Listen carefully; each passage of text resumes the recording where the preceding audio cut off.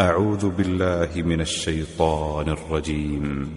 بسم الله الرحمن الرحيم. والنجم إذا هوى ما ضل صاحبكم وما غوى وما ينطق عن الهوى إن هو إلا وحي يوحى علمه شديد القوى ذو مرة فاستوى وهو بالأفق الأعلى ثم دنا فتدلى فكان قاب قوسين أو أدنى فأوحى إلى عبده ما أوحى ما كذب الفؤاد ما رأى أفتمارونه على ما يرى ولقد رآه نزلة أخرى عند سدرة المنتهى عندها جنة المأوى إذ يغشى السدرة ما يغشى ما زاغ البصر وما طغى لقد رأى من آيات ربه الكبرى أفرأيتم اللات والعزى ومناة الثالثة الأخرى ألكم الذكر وله الأنثى تلك إذا قسمة ضيزى إن هي إلا أسماء سميتموها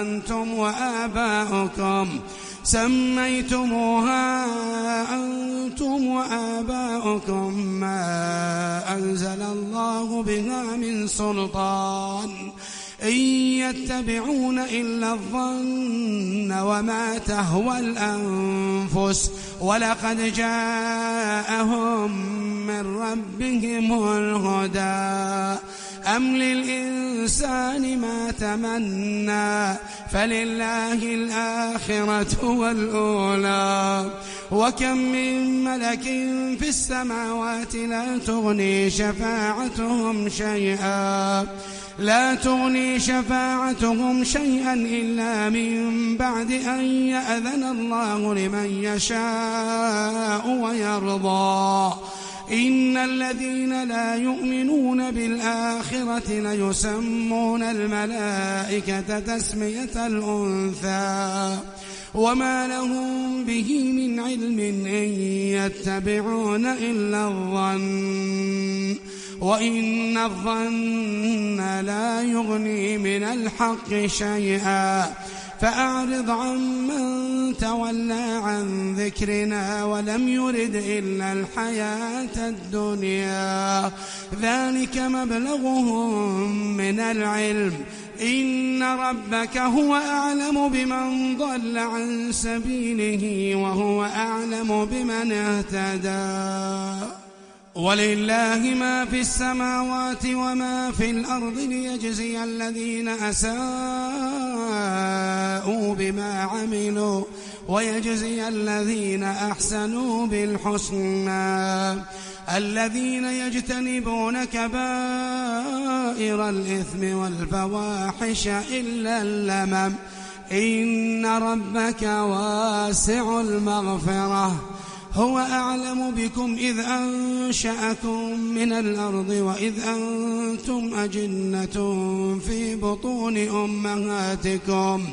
فلا تزكوا أنفسكم هو أعلم بمن اتقى أفرأيت الذي تولى وأعطى قليلا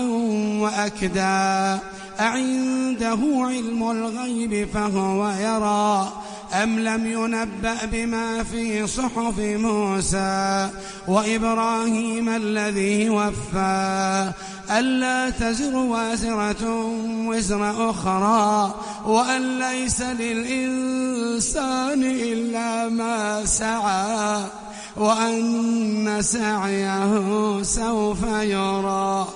ثم يجزاه الجزاء الأوفى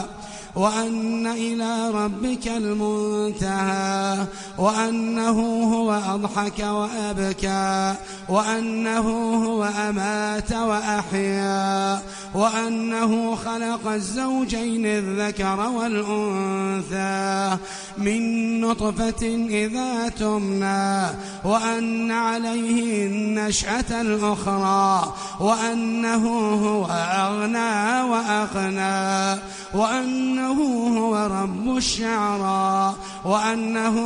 أهلك عادا الأولى وثمود فما أبقى وقوم نوح من قبل إنهم كانوا هم أظلم وأطغى والمؤتفكة أهوى فغشاها ما غشا فبأي آلاء